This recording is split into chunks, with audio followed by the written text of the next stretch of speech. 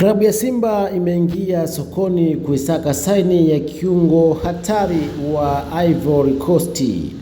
Mwanafamilia, kama ni mara yako ya kwanza kuitembea chaneli hii ya Mam Media, usisahau kusubscribe, kulike, kushare na kucomment ili wa kwanza kuzipata taarifa zetu kwa urahisi zaidi.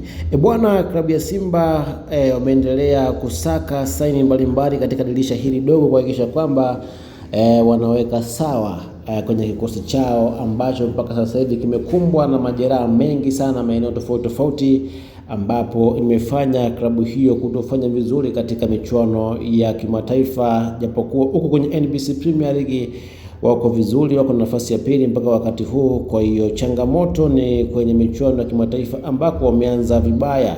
Kwa hiyo wako kwenye msako mkali kuhakikisha kwamba wanapata saini zenye uwezo wa kuingia moja kwa moja kwenye kikosi ili waweze kuimarika na kufanya vizuri katika michuano ya kimataifa, kama ilivyo ada ya klabu ya Simba kutinga hatua ya robo finali. Ni kawaida, lakini msimu huu imekuwa ni ngumu kwa sababu wameanza vibaya kweli kweli.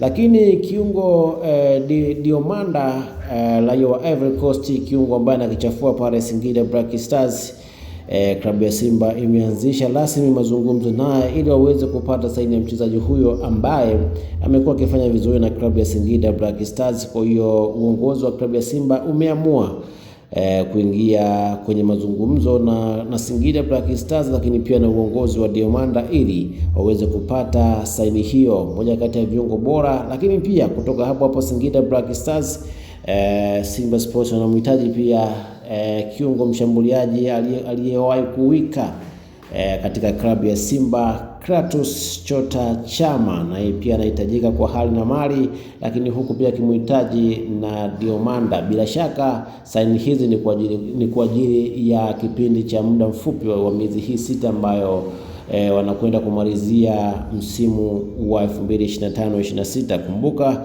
tupo katikati ya msimu, tukitoka Afrika tunarejea kwenye NBC, lakini pia na klabu bingwa. Kwa hiyo viongozi wanapambana kuhakikisha kwamba kila kitu kinakwenda sawa ili klabu yao iende kufanya vizuri kwenye michuano yote ambayo wanakwenda kushiriki ya NBC Premier League, lakini pia na klabu bingwa barani Afrika. Simba Sports mpaka wakati huu wana hali mbaya katika michuano ya kimataifa, lakini kwenye NBC wako vizuri, wanafanya vizuri. So wanachokipambania kwa wakati huu viongozi ni kupata saini ambazo zinakwenda kubadilisha moja kwa moja kuingia kikosini, ambapo itasaidia kuhakikisha kwamba wanafanya vizuri kwa michezo iliyobakia ya klabu bingwa barani Afrika. Wanafamilia wa MCD Sports Zone na Mam Media, endelea kufuatilia channel yako pendwa, endelea kupata update mbalimbali.